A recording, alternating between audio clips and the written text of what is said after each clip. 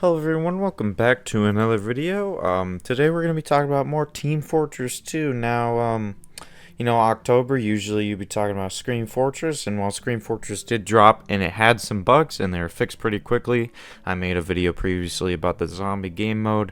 Another patch came out, I want to say 2 days ago. I was a little busy that day, so I didn't notice, and, we got a couple fixes here. A lot of vague words, obviously, like every time we have cleaned up some waste. Don't really know what that means. Loss coverage program for red team. Pumpkin bombs on a couple maps. Just, the regular stuff. Fixing some bugs and some, just fixing up some maps that were added to the game that aren't completely fully done. So I skimmed through this. Like, I was busy that day, so I skimmed through this today, and I noticed something that kind of made me upset.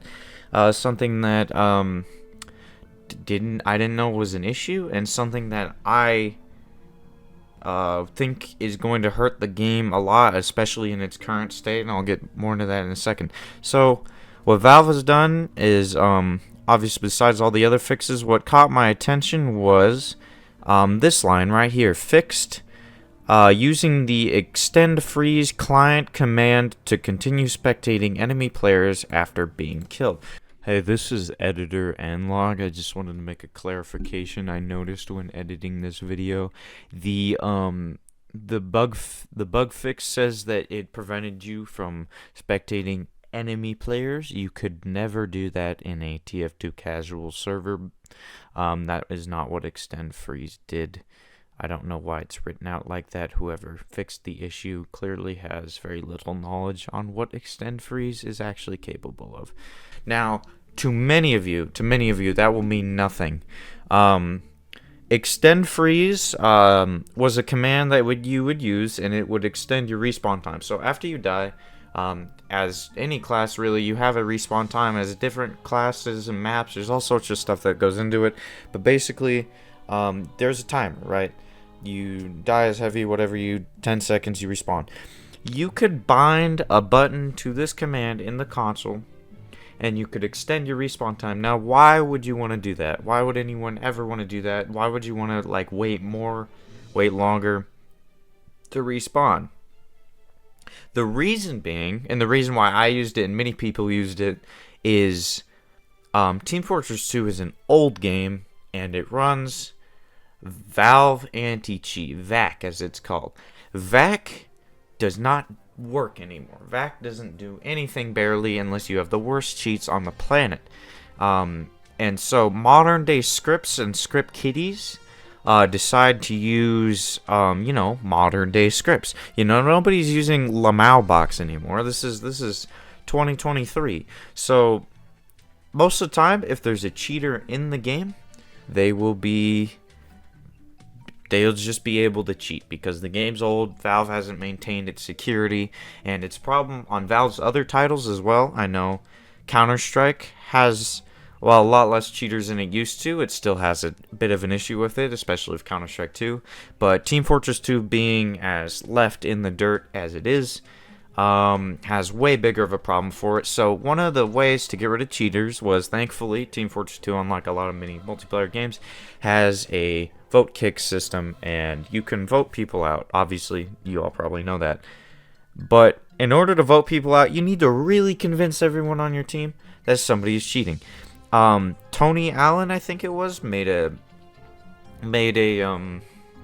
giant video, a big old video, big kahuna of a video I recommend you watch on how to deal with script kiddies in your game and how to get them removed so that everyone can play a nice, fair, casual game of Team Fortress 2. One of the strategies to determine if someone was actually cheating, because sometimes someone's just really good at sniper, or whatever class they're playing. Sometimes you just get unlucky with people. One of the ways to determine was to spectate them, and with this extend freeze command, you could spectate by extending your respawn time. And when you're respawning, you can click through players, go in the first person, and all that. This was a way to spy on somebody and check if they were cheating. In Tony Allen's video, he said that sometimes they'll even turn their software off if you're spying on them, and then you spy on them long enough to where they're forced to play the game without using cheap software to get them easy kills. So this was a good thing for the community to use. Now, I don't know how it could have been an issue. I think the only way is if there was a spy or something you saw in spectate, but that, because you could spectate the whole map, but that wasn't even a massive issue. I think the showing a spy's outline when you respawn was a bigger problem, but I didn't hear too many complaints about this. So instead of fixing the cheating problem, instead of fixing the bot problem, whoever is working on Team Fortress has decided to remove the ability to do this, and it makes me very angry, and I probably makes a multitude of other people very angry. This is not, we didn't need this fixed, or at least not to my knowledge, and I don't know how many of these are community fixes. I don't know what is the point of this patch aside from the maps, but the spectate thing was not an issue. And because no one has caught it really, I've not seen anyone talk about it on many social media platforms that I've been on these past 2 days. I checked and no one seems to be noticed this. I thought I'd make a video.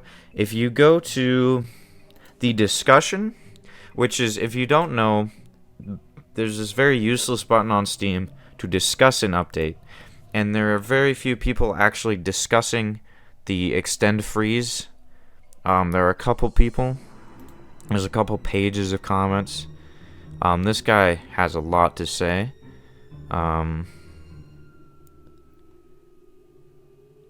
He also put frickin' Zesty Jesus' video for some reason. I don't know why that's there. But yeah, why Valve? I don't want to saying Valve when referring to Team Fortress 2's development always sounded weird to me. Valve doesn't touch this game anymore. It's like two people at Valve.